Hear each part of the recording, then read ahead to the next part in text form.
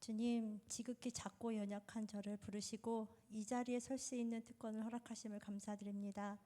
주님, 저를 온전히 드립니다. 저를 통해 주님만 영광 받으시고 주님만 높여지길 간절히 기도합니다. 한 영혼을 죽기까지 사랑하시는 예수님의 이름으로 감사 기도드립니다. 아멘. 지금 부르신 찬양이 처음에 제가 엘찬양교회 딱 수요 예배에 왔을 때 이 찬양을 부르고 계셨거든요. 근데 제가 이 찬양을 들으면서 정말 하나님의 인격적인 만남을 경험하고 이렇게 엘찬양교회에서 21년을 신앙생활을 하게 됐는데요. 정말 눈물이 납니다. 제가 왜 여기 서게 됐을까요? 제가 2주 전에 6번째 금요 부흥회 때 모든 집회를 마치고 주님은 저를 기도를 더 하게 하시더라고요. 간절한 마음으로 기도하는데 오늘 말씀, 본문 말씀 사도행전 1장 8절의 말씀을 주시더라고요. 오직 성령이 너에게 임하시면 너희가 권능을 받고 예루살렘과 온 유대와 사마리아와 땅끝까지 이르러 내 증인이 되리라는 말씀을 주시면서 성현아 증인이 되라 라고 강하게 말씀하시는 주님의 음성을 들었습니다. 주님, 제가 증인이 되겠습니다. 주님이 쓰시겠다 하면 제가 순종하겠습니다 라고 고백을 드렸습니다. 그런데 주님, 제가 어떻게 증인이 되어야 하는지 가르쳐 주세요, 말씀해 주세요 하면서 조용히 묵상을 하고 일어나가는데 제 입에서 요즘에 부르지 않는 찬양인데 부흥 찬양이 내 입에서 이렇게 흘러나오더라고요. 오소서 진리의 성령님. 그 찬양이 나오면서 제가 차에 타서 부흥 찬양을 유튜브에서 검색해서 들으면서 계속 주님께 물어봤습니다. 주님, 제가 증인이 되라 하셨는데 제가 어떻게 하면 되나요? 제가 무엇을 하기를 원하십니까? 그때 주님의 음성이 다시 들렸습니다. 간증해 라고 말씀을 하시더라고요. 다시 물었습니다. 주님, 제가 무슨 간증을 해야 하나요? 물어봤더니 하나님께서 너와 너의 가정이 하신 일을 간증하라고 말씀하셨습니다. 그런데 제가 잘못 들은 음성일 수 있을 것 같아서 인정하고 싶지 않았던 거죠. 그래서 목사님한테 물어보면 바로 하시라고 하실 것 같아서 선교사님한테 한번 물어봤어요. 선교사님, 제가 이런 음성을 들었는데 확실한 건지 모르겠다고 기도 좀 부탁한다고. 그랬더니 선교사님은 기도의 방향을 바꾸세요. 순종으로 나가세요. 이제는 주님, 제가 무엇을 어떻게 간증해야 하는지를 물어보면서 기도하십시오 라고 말씀하시더라고요. 그리고는 제가 잠을 못 잤습니다. 계속 며칠을 잠을 못 자다가 월요일에 이제 이렇게 매일매일 외우는 말씀이 있는데 어떤 말씀이었냐면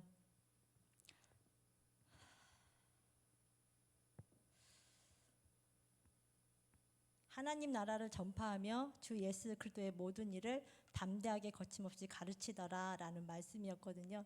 이 말씀을 계속 하루 종일 묵상하면서 기도하는데 그래, 담대하게 거침없이 간증을 하라고, 하나님이 하신 모든 일들을 간증해라 라고 말씀을 하시더라고요. 근데도 아직 제 안에서는 이게 받아들여지지 않는 거예요.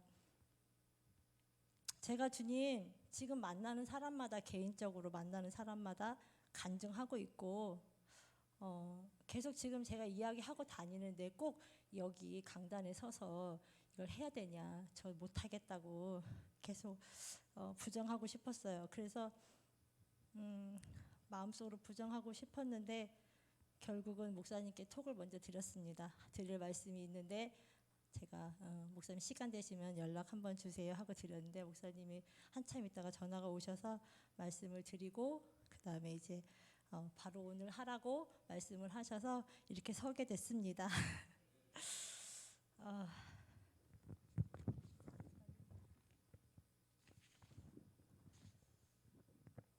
제가 부족한 제가 많이 버벅거리더라도 이해해 주시고요.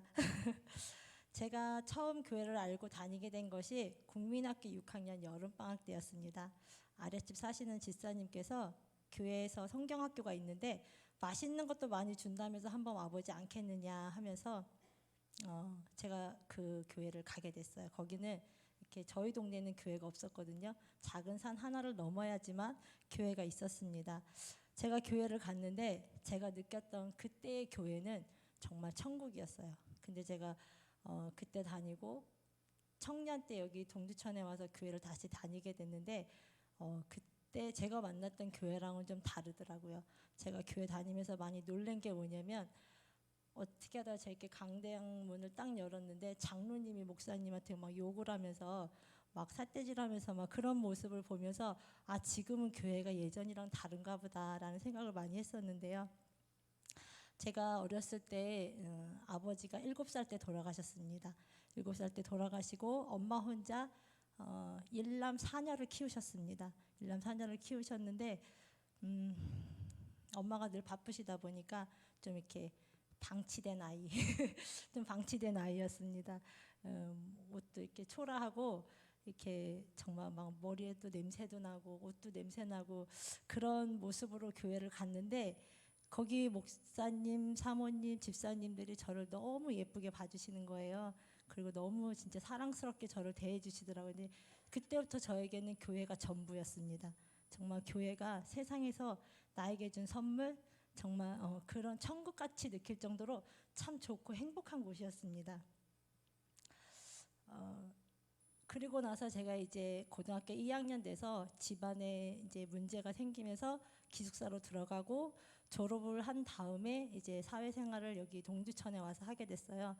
큰언니가 여기 살아서 집에 살면서 예전에 제가 어렸을 때 신앙생활을 하던 그 사모님 목사님이 여기 동두천에서 목회를 하신다는 얘기를 듣고 그 교회를 가서 열심히 신앙생활을 했습니다. 정말 그때도 어렸지만 새벽 예배도 열심히 다니면서 우리 엄마와 우리 오빠가 구원받았으면 좋겠다는 기도 제목을 가지고 열심히 다니고 있었는데 그날 금요일이었거든요. 근데 제가 직장에서 은행을 갔다 오다가 큰 군인 트럭이 있었어요. 그 트럭이 저를 치면서 저는 이제 정신을 잃었고 그리고 나서 이제 눈을 떴을 때는 제가 다니던 사모님이 거기까지 오셨더라고. 어떻게 아시고 성현아 하나님이 널 살리셨다. 하나님이 널 살리셨다. 제가 붕 떴다가 아스팔트 바닥으로 떨어졌다고 하더라고요. 그러면서 다행히 감사하게도 내진탕으로 13일만 입원하고 퇴원하는 그런 하나님의 은혜를 경험했는데 그때는 어려서 잘 몰랐어요. 그걸 하나님이 하셨다는 걸 잘 몰랐는데 그 이후로 저희 가정에 또 여러 가지 문제가 생기면서 엄마랑 나랑 또 이곳에서 살지 못하고 짐을 싸서 서울로 이사 가는 일이 생겼습니다. 그리고 나서부터 그때 제가 아픈 마음이 있어서 다시는 내가 교회 다니지 않으리. 내가 이제는 교회 안 다니면 어떻게 사나 보라는 그런 반항심이 생겨가지고 그때부터 교회를 다니지 않고 서울에 와서 이제 열심히 놀았습니다. 열심히 술도 마시고 놀러도 다니고 그러다가 이제 김도희 집사님을 만나서 결혼을 하게 됐는데요. 진짜 김도희 집사님이 되게 착하시거든요.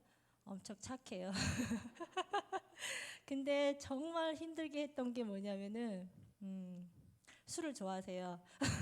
술을 너무 좋아하셔가지고 술을 너무 많이 드시면 집을 못 찾아오세요. 그래서 제가 정말 많이 찾으러 다녔거든요. 진짜 찾으러 다니기도 하고 어쩔 때는 집에 왔는데 신발도 없이 그러니까 이제 자고 있으니까 아마 누가 신발을 벗겨갔겠죠. 신발도 벗겨가고 어쩔 땐 지갑도 없고 어쩔 때는 안경도 없고 여기 다 깨져가지고 집에 오고 이런 날이 한두 번이 아니었는데요. 그래도 하나님이 어느 날 술 먹고 이렇게 소파에 누워 계시는데 하나님이 그 손 잡고 기도하게 하시더라고요. 그래서 잡고 손에 정말 이 영혼 하나님 살려달라고 구원해 달라고 잡고 손에 막 방언으로 막 기도도 하고 막 이랬었거든요. 근데 기도를 참 많이 했어요. 제가 김도희 집사님을 위해서. 김도희 집사님이 밤에 안 들어오면은 이제 목사님은 아실지는 모르겠지만 제가 저 밑에 예전에 주일학교 컨테이너 박스가 있었어요.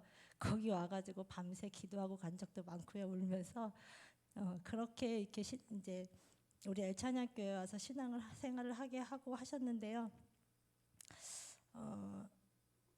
제가 정말 여기 엘찬양교회 올 생각이 전혀 없었어요. 제 친구가 여기 다녔었거든요. 근데 제가 그때 저기 동두천 교회에서 이렇게 다시 그 이후로 한 번 더 가려고 마음 먹었었는데 갔다가 너무 상처를 받아가지고 그 뒤로 제가 교회를 안 갔었는데, 그리고 나서 이제 여기 친구가 수란이라는 친구가 여기 다녔었거든요. 근데 저한테 교회 오라 소리를 안 하더라고요. 왜냐하면 제가 그 친구한테 교회에 대해서 안 좋게 막 얘기를 했거든요. 교회 너무 비판하면서 교회 사람들은 이기적이고 교회 사람들은 사랑도 없고 막 그런 얘기를 했더니 내 친구가 저한테 교회 나오란 말을 안 하고 우리 한마디도 안 하더라고요. 근데 어느 날 제가 하나님 앞에 이제 교회 나가고 싶다는 마음이 들어서 여기 엘찬양 교회를 그냥 왔어요. 스스로 왔어요. 왔는데 그때 제가 3층에서 예배를 드렸거든요. 민석이가 어려서. 근데 예배가 집중이 안 되더라고요. 올 때마다 속이 울렁거리고 막 머리도 아플 때 여기 색소폰도 부르고 있었거든요. 근데 머리도 아프고 울렁거리고 막 너무 힘든 거예요. 그래서 제가 오다 말다 아마 몇 개월을 아마 그렇게 지냈던 것 같아요. 그러다가 이단 교회라고 빠진 친구를 통해서 제가 다시 교회를 가봐야 되겠다 생각했을 때, 그때 이제 목사님이 그 이단에 대해서 어떤 교회인지 설명을 해주시고, 아 정말 하나님이 나를 사랑하시는 거 알고, 그날이 수요일이었어요. 수요일에 딱 이 교회를 들어왔는데 그 찬양, 오늘 부른 찬양을 부르시고 계시더라고요. 제가 그때 막 깨졌어요. 하나님이 눈물 콧물 다 쏟게 하시고 필름처럼 제 안에서 이 비디오가 막 돌아가더라고요. 그동안 내가 지었던 죄들, 그동안 하나님이 나는 주님을 떠났지만, 나는 주님을 손을 놨지만 하나님은 내 손을 놓지 않고 계셨다는 것을 정말 알게 하셨더라고요. 그래서 제가 이제 찬양께 왔는데 그때 주신 말씀이 그거였어요. 100마리 양이 있는데 한 마리 잃어버린 양을 찾기 위해서 9마리 양을 그냥 두고 너 잃어버린 나 하나를 찾기 위해서 하나님이 헤매셨다고 그 말씀을 주시는데 진짜 너무 감사하더라고요. 감사하고 또 감사하고, 그때부터 제가 신앙생활을 이제 열심히 하게 됐는데요. 정말 하나님이 저에게 주신 게 뭐였냐면은 영혼 사랑하는 마음을 주셨어요. 그러니까 제가 만나는 사람마다, 제가 보는 사람마다 내 가족들 다 영혼으로 보게 하시더라고요. 정말 직장생활, 제가 그때 그 풀무원 배달을 했었거든요. 이렇게 새벽에 아이들이 아직 어리다 보니까 오전에라도 이제 한 푼이라도 더 벌겠다고 풀무원 배달을 다니는데, 풀무원 배달하면서도 만나는 사람마다 예수님을 전하기 시작했고요. 정말 미친 듯이 그 복음 전도에 하는데 막 밥도 안 먹고 밤 늦게까지 뭐 사람들을 막 찾아다니면서 전도하고 이랬었거든요. 근데 그게 너무 기쁘고 즐겁더라고요. 그때 잠깐 제 이렇게 가슴에 이렇게 흔적을 남기고 가셨어요. 그 폐렴 같은 그 흔적이 지금 남아 있더라고요. 저는 몰랐는데 그때 먹지도 않고 기침하면서 열심히 전도하러 다녔었거든요. 근데 그 흔적이 제 가슴에 이 엑스레이 찍으니까 남아 있더라고요. 다행히 그게 큰 병으로는 가진 않아서 왔다가 살짝 지나가서 너무 감사한데, 그렇게 하나님께서는 저를 엘찬양교회에서 정말 영혼을 사랑하는 마음을 주시고 정말 최선을 다했습니다. 영혼들에게 정말 최선을 다했고요. 얼마 전에 저희 교회 나가신 집사님을 만났는데 저보고 그런 말씀을 하시더라고요. 집사님은 너무 마음을 너무 많이 주는 것 같다고 그 얘기를 하시면서 너무 많이 주면 안 될 것 같다고, 집사님이 상처받을 것 같다고 그런 얘기 하시더라고요. 그래서 근데 그거는 이제 하나님만 아시는 거니까 저는 최선을 다한 거고 그건 하나님이 아실 거라고 생각이 들어요. 우리 엘찬양교회 정말 와가지고 열심히 하면서 지금 교회가 막 세워져 있었거든요. 제가 왔을 때 94년, 95년도에 여기 엘찬양교회가 막 세워져가지고 사람이 엄청 많았었어요. 여기 성도들이. 근데 정말 기도 모임이 하나도 없었었거든요. 그때는. 그래서 하나님이 저에게 주신 마음이, 이게 교회는 기도해야 산다고 했잖아요. 그래서 정말 여성교회 모임을, 제가 힘들지만 그때 애가 셋이었고 민석이가 어렸거든요. 근데 애 셋 데리고 정말 여성교회 총무나 회장 같은 걸 하면서 열심히 기도 모임을 이끌어 갔었어요. 하나님이 주셨기 때문에 마음을. 근데 쉽지는 않았어요. 왜냐하면은요, 제가 참 일을 크게 벌려가지고 그때마다 밥을 해서 먹였거든요. 여성교 회원들을. 근데 어쩔 때는 힘들기도 하고 하지만 어쩔 때는 또 기쁘기도 했고, 그렇게 하나님은 저를 통해서 열심히 은혜도 주시고 말씀도 정말 은혜 받고 엘찬양교에서 열심히 하게 됐는데요. 그런 저에게 이제 10여 년이 지나고 코로나 팬데믹을 지내오면서 어려움이 생겼어요. 어떤 어려움이 생겼냐면 마음이 열리지가 않더라고요. 교회 안에서 마음이 열리지가 않는 거예요. 교회는 나와 있지만 내 마음속에 교회를 향한 마음이 없더라고요. 성도들을 향한 마음도 없고, 그런데다가 자녀들까지 하나님이 어디 있냐고, 하나님은 없다고 얘기를 하면서 교회를 안 나가기, 한 명, 두 명 안 나가기 시작하면서 내가 지금까지 신앙생활 해온 게 헛되다는 생각을 하게 됐어요. 열심히 했는데 우리 자녀들이 교회 안에만 있으면 이 아이들이 구원받고 열심히 신앙생활 잘 할 거라는 생각을 했었는데 결과가 그렇지 않으니까 제가 절망에 낙심이 들더라고요. 그리고 내가 내 안에 십자가의 그 사랑, 그 영혼을 향한 그 열정이 식었고,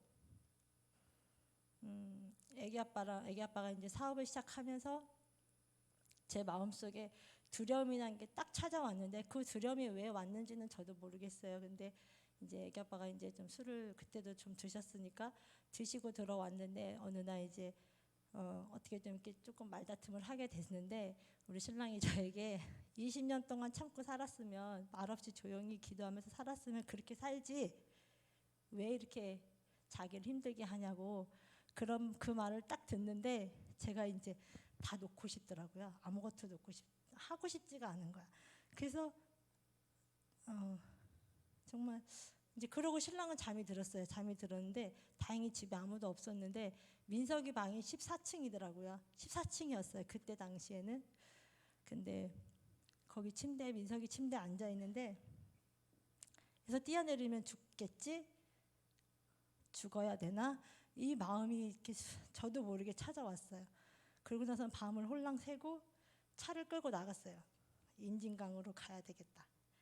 차를 가지고 뛰어들어야겠다. 이런 마음으로 제가 갔어요. 갔는데 가다가 이제 그래도 죽기 전에 누구한테 한 번은 남겨야 되지 않나 싶어가지고 신랑한테 남겼어요. 미안하다고. 내가 없으면 잘 될 것 같으니까 잘 살으라고 하면서 제가 카톡을 한 장 남기고 갔어요. 이제 전화가 계속 오는데 안 받았거든요.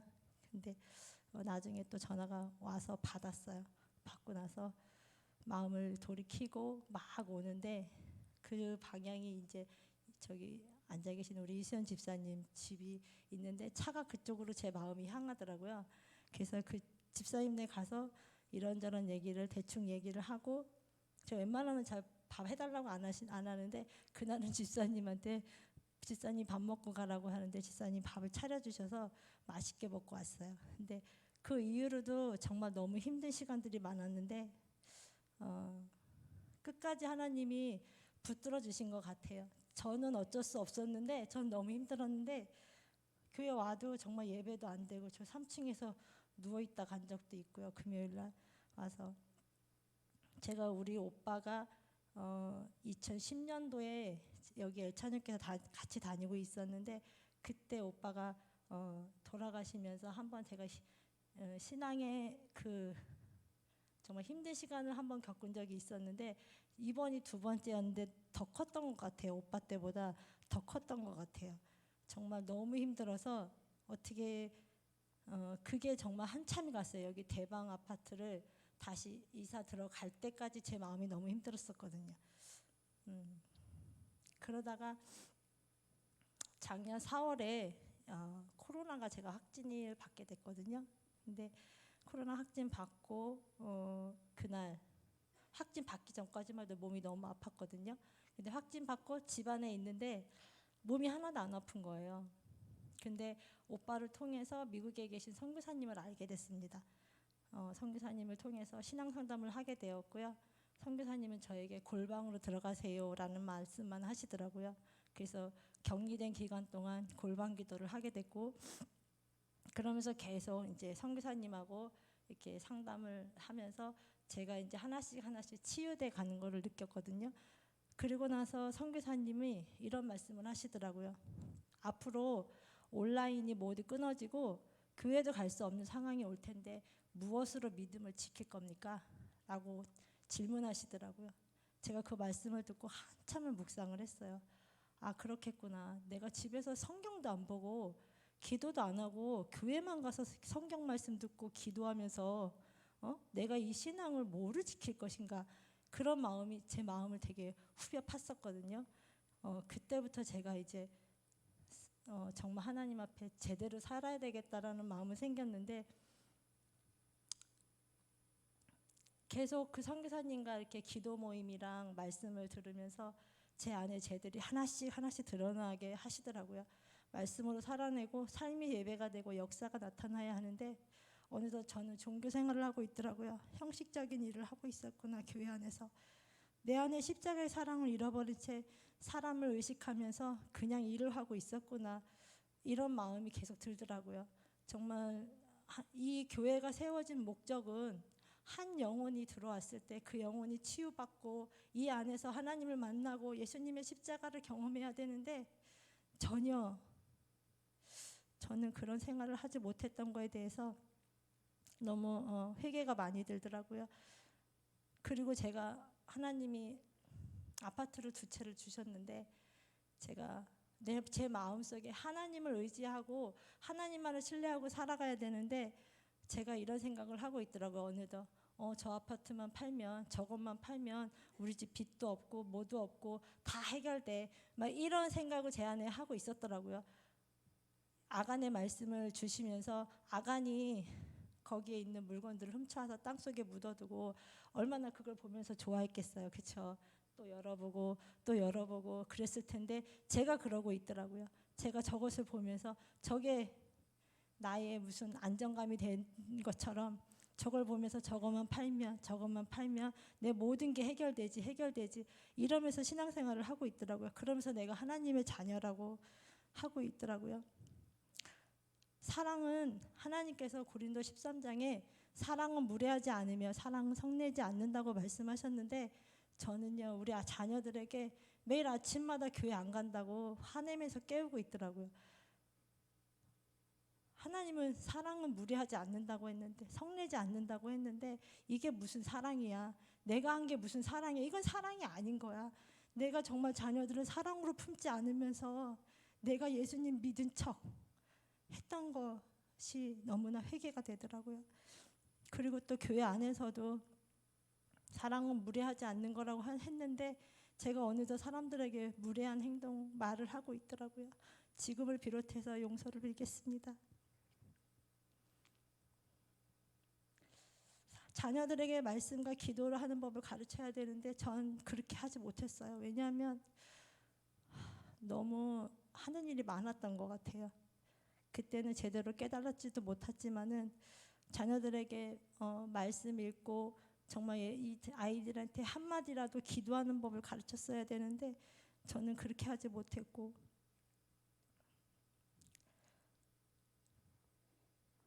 하나님께서는 이렇게 하나하나 제 안에 모든 죄들을 드러내시고 회개하게 하시더라고요. 김도희 지사님 또한 성령님의 터치는 있었지만 구원의 확신이 없었다는 것을 본인이 깨달았던 것 같아요. 작년에 수요일 날 침례교 연합으로 이렇게 연속 예배 드렸던 시간이 있었는데 김도희 지사님이 집에 가면서 그러더라고요. 나는 저런 복음을 처음 들은 것 같아. 나도 저런 복음 한번 들어봤으면 좋겠어. 이런 말을 저한테 꺼내놓더라고요. 그래서 집에 가서 선교사님이랑 연결이 돼가지고 밤 12시에 선교사님과 줌으로 만나서 신랑이 복음을 듣게 됐어요. 그리고 나서 신랑이 복음을 다 듣고 그리고 나서 그날 새벽에 일어나서 눈물 콧물 흘리면서 기도했다는 고백을 저에게 하시더라고요.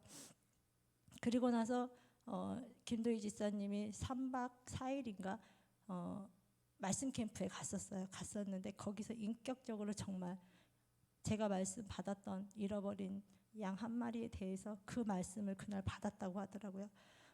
그렇게 주님은 저를 만지시고 우리 가족을 회복하시는 것을 보게 되었는데요. 그리고 그 계획이 엄마를 향했다는 것을 알게 되었어요. 작년 12월 알 수 없는 통증을 통해 검사를 하게 하시고, 그리고 결과 대장 악성 종양이 있다면서 수술을 먼저 해야 한다는 결과를 듣게 되었어요. 수술을 하게 되었고요. 감사하게도 수술 날짜도 바로 잡혀서 빠른 수술을 하게 되었고, 더 감사한 것은 제가 1월에 출근하지 않고 엄마 병간호를 할 수 있게 된 것도 너무 감사했습니다. 그리고 수술을 잘 마쳤고요. 그런데 아마도 제가 겪어보지 않았지만 그 통증이 얼마나 힘들었는지 아팠는지 엄마를 보면서 알 수 있었거든요. 엄마가 웬만해서는 아프다고 말을 안 하시는데 정말 그때는 엄청 아파하셨어요. 너무 아파하시더라고요. 그러면서 하시는 말씀이 수술을 괜히 했다면서 수술 안 하고 그냥 죽을 걸 하시면서, 제가 예수님 얘기를 했더니 예수님이 어쩌고 저쩌고 하시면서 필요 없다고 얘기하시더라고요. 엄마 마음속에 진정한 예수님을 없었다는 생각에 제 마음이 더 아프고 씁쓸했습니다. 수술 전에도 그랬지만 저는 이 일을 통해서 진짜 예수님을 만나길 간절히 소원하며 기도했거든요.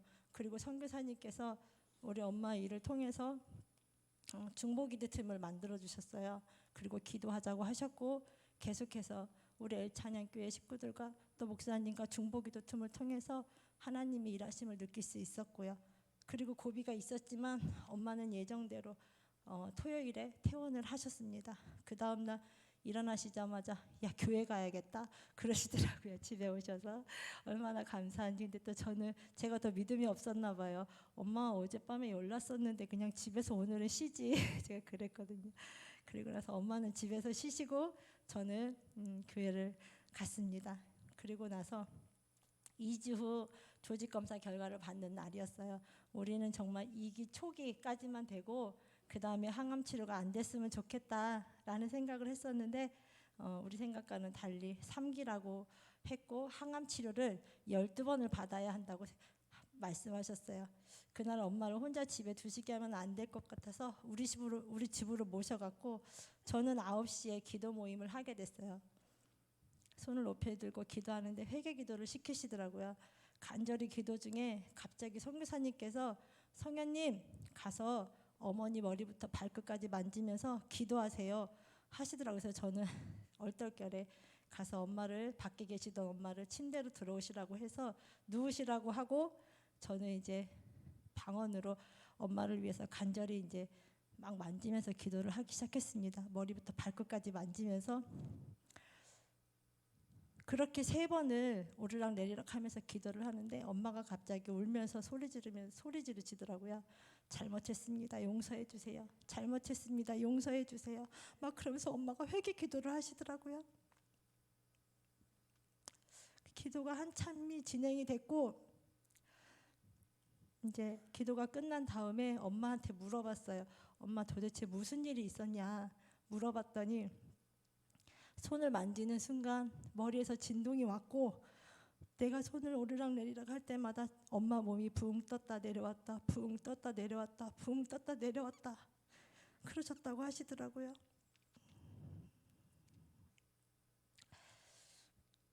정말 하나님이 하셨습니다. 그리고 나서 이제 어느 분이 그 얘기를 해주시더라고요. 마가다락방 인천에 있는 교회 가면은 목사님께서 이렇게 그 암 환자들한테 그 안수를 하시는데 그분 통해서 하나님이 일하신 게 4분이나 고침을 받으셨다 그런 말씀을 하시더라고요. 근데 원래 제가 그런 거 쫓아다니는 거 별로 안 좋아하거든요. 근데 정말 제 엄마가 그렇다 보니까 지푸라기도 잡는 심정으로 엄마를 모시고 수요 예배 때였을 거예요. 거기를 갔어요. 근데 제가 여기 예배 나누면서 거기 간다고 말씀을 드릴 수가 없어서 말씀을 안 드리고 갔습니다. 거기를. 근데 엄마 거기 가서 이제 암 환자들은 거기 강대상에 와서 앉을 수 있는 특권이 주어지는데 엄마가 씩씩하게 거기 들어가시더라고요. 그리고 나서 강대상 목사님 바로 뒤에 이렇게 앉아 계시는 모습을 보는데 저희가 6시에 들어갔는데 10시 반까지 거의 기도를 했거든요. 말씀 듣고 그때까지 엄마가 손을 내리지 않고 기도하시는 모습이 보였는데 정말 애찬하게서 한 번도 못 봤던 모습을 제가 거기서 보았습니다. 그러면서 이제 엄마가 정말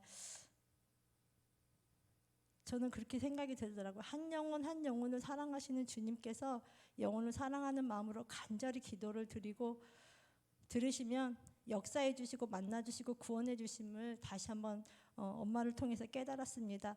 그전에만 예배만 드리고 조시던 어머니께서 만난 예수님으로 인해서 기쁘고 또 항암 치료도 거뜬히 이기게 하시는 주님을 찬양 안 할 수가 없더라고요. 하나님이 하셨다는 고백을 매일매일 엄마가 하시고 계십니다. 그리고 너무 행복해 하십니다. 이것이 이 땅에서의 예수님 만난 자의 천국이 아닐까요? 정말 우리가 이 땅에 살면서 천국은 그냥 머나먼 내가 죽으면 가는 그 천국이 아니라 이 땅에서 내가 예수님을 만났을 때 그 삶이 어떤가에 따라서 이 땅에서의 천국이 돼야 된다는 생각을 하거든요. 2주 전 목장 예배를 갔는데 엄마를 보니까 갑자기 눈물이 나더라고요. 제가 정말 너무 힘들 때 주님 저 천국 데려가 주시라고 조금이라도 믿음 있을 때 저 데려가면 안 되냐고 기도했던 적이 있었거든요. 그때가 그 애기 아빠 사업한다고 할 때였는데 그 생각이 제가 나면서 제가 너무 많이 부끄럽더라고요. 엄마를 보면서 제가 애찬양 교회 와서 하나님을 만났던 그때와 상황을 떠올리게 하시더라고요. 제가 그때 예수님을 애찬양께서 만났을 때 어떤 상황이었냐면은 정말 이 우울증에다가 그 다음에 화병이 너무 심해가지고 제가 애들 버리고 집을 나가려고 했었거든요. 근데 그때 예수님을 만나고 나서 그 상황이 바뀌었어요. 내 생활이 내가 하나님 만난 사람으로서 너무 기뻤거든요. 이 상황은 하나도 안 바뀌었는데 내 마음이 예수님으로 인해서 기뻐지니까 상황이 하나도 힘들지 않고 그냥 뭐든지 다 기쁘고 즐겁더라고요. 근데 제가 이제 어느덧 그 마음을 잃어버리고 있던 죄를 발견하게 됐습니다. 저는 시댁에서도 친정에서도 처음 예수님을 믿은 첫열매거든요. 저희 시댁 쪽에도 한 명도 없어요. 예수님 믿은 사람이. 그리고 저희 친정 쪽에도 예수님 믿은 사람이 한 사람도 없어요. 저는 그럴 때마다 너무 외로웠거든요. 이렇게 막 집사님들 권사님들 얘기 들어보면은 엄마가 권사님이셔, 누가 목사님이고 오빠가 목사님이고 막 이런 얘기 들을 때마다 저는 되게 부러웠어요. 저는 늘 혼자였거든요. 근데 어느새 하나님께서 남편이 그리고 또 엄마가 저의 동역자로 되게 해주셔서 함께 이제는 신앙생활을 함께 나누면서 기도할 수 있다는 게 얼마나 행복하고 감사한지 그날 목장 예배 때 많이 울었던 것 같습니다. 욥의 고백처럼 귀로만 듣던 하나님을 이제는 눈으로 보게 하시고 하나님을 직접 경험했음에도 불구하고 저는 나는 못해, 나 같은 건 못해, 저런 능력은 선교사님 같이 은사 받은 사람만 하는 거야라는 생각을 하고 있었거든요. 제가 이 자리에서 고백하지만 제가 엘찬양교회에 대해서 정말 마음이 많이 떠났었어요. 마음이 누가 싫어서가 아니고 내 마음이 예전에 처음 만났던 그 예수님의 그 내게 주셨던 영혼 사랑하는 마음이 내 안에 있어야 되는데 내 안에 그 마음이 없어진 거예요. 내가 아이들을 고등부를 맡고 있고 지역장을 맡고 있고 목자를 맡고 있지만 내가 아무런 그 영향력을 끼칠 수 없는 제 마음 상태가 하나님 앞에 한 발자국도 나갈 수 없는 그 마음 때문에 이제는 내가 일찬양교에서 내가 할 수 있는 일은 없는 것 같은 생각이 들어서 고민을 많이 하면서 기도를 하고 있었습니다. 앞에 나가서 대표기도 하는 것조차 저 스스로 하나님을 속이는 것 같았습니다. 내가 교회를 향한 마음이 조금도 없는데 다른 교회 가서 새신자 교육부터 다시 받고 처음부터 다시 시작해야겠다는 생각을 했었습니다. 그러면서 계속 기도하고 있었고요.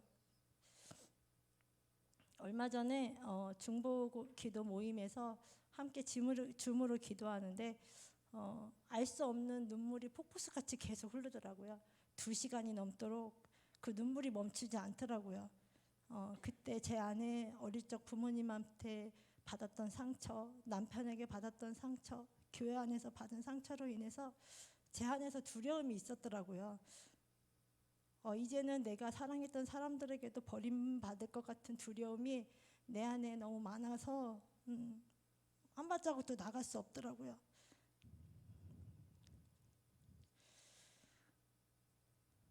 다 치료받았다고 생각했고 여전히 다 치료받았다고 생각했고 나는 할 수 있다고 생각을 했는데 여전히 혼에 묶여있던 제 자신을 발견하고 선교사님과 그걸 통해서 이제 같이 기도를 하면서 혼적인 부분을 파쇄하고 하나님의 자녀임을 선포했는데 신기하게도 그 시간에 아멘 하는 순간에 제 눈물이 멈춰지고 제 안에서 두려움이 평안으로 바꿔지더라고요. 육신으로 묶여있던 나를 새 언약의 중보자로 예수님을 보내주시고 예수님의 핏값으로 속량하셨고 이제는 율법에 묶인 죄의 종이 아니라는 것을 경험하게 하시는 신실하신 그 주님을 알게 하셔서 너무 기뻤습니다. 그리고 주위에 저처럼 상처받고 마음이 힘든 분들이 제 마음속에 타오르게 하시고 기도하게 하시더라고요. 수요일 예배 후에 지난주 목사님 어디 가시고 안 계셨는데 간증을 듣고 그 다음에 기도하게 하시는데 그때도 또 기도를 했어요. 내가 여기 서야 되는 게 맞는지 기도를 하는데 주님께 제가 도대체 뭘 하기를 원하시냐고, 뭘 하기를 원하셔서 저를 여기다가 세우시냐고. 저는 이제 주님이 옮기시기만을 기다리고 있는데 왜 저를 여기다 세우시는지 모르겠다고. 주님께서 엘찬양교회와 성도들을 긍휼히 여기고 있다고 말씀하시더라고요. 너를 긍휼히 여기신 것처럼 우리 엘찬양교회와 성도들을 하나님이 너무를 긍휼히 여기셔서 제가 하나님한테 너무 감사하다고, 너무 감사합니다 주님, 정말 감사합니다. 수십 번을 수백 번을 제가 고백했던 것 같아요. 그날 그렇게 하나님이 기도하게 하시고 제 안에 기쁨이 충만해지고 평강이 넘치게 하셨습니다. 그리고 주님이 그 1시간을 제 손을 꼭 잡고 계시더라고요. 제가 손을 들고 이렇게 기도를 하고 있었는데 제 손을 얼마나 강하게 잡아주시는지 그 강함이 정말 저를 누군가가 묶어놓은 것처럼 마비시켜놓은 것처럼 정말 그런 강함을 느꼈거든요. 사랑하는 엘찬양 성도님들, 주님 지금도 살아서 역사하십니다. 주님은 엘찬양 교회를 부흥케 하시겠다고 약속하셨습니다. 그런데 사랑으로 연합하지 않으면 하나 될 수 없다고 말씀하십니다. 교사들이 연합해서 기도해야 되고요. 교사들이 그 아이들 한 사람 한 사람 놓고 기도하지 않으면요, 그 영혼은 변하지 않습니다. 각 목장과 지역이 모든 기관이 한 마음으로 기도하지 않으면 역사는 없습니다. 예수님께서는 자신을 위해 십자가에 달리신 게 아닙니다. 주님은 다른 사람을 위해서 나와 우리 때문에 십자가에 달리셨습니다. 선교사님은 평신도인데도요 24시간을 쉬지 않고 복음을 전하고 계시더라고요. 돌아가시기 일보 직전에도 그분을 찾아가서 복음을 전하시면서 그 사역을 감당하고 계시더라고요. 근데도 24시간 잠을 안 자고 다니는데도 늘 얼굴이 밝아요. 정말 환해요. 그분을 보면서 제 자신이 정말 많이 부끄러웠습니다. 교회는 예수님의 핏값으로 사신 거룩한 하나님의 교회입니다. 교회는 서로의 성차와 아픔을 끌어안고 함께 통곡하며 간절히 사랑의 마음으로 기도할 때 영혼이 솟아게 되는 은혜가 부어집니다. 주님이 반드시 하실 거라는 믿음을 가지고 함께 십자가 앞으로 나가시길 이곳 엘찬양 가족 모두와 또 제가 그렇게 되기를 간절히 주님의 이름으로 축복합니다. 잠깐 기도하겠습니다.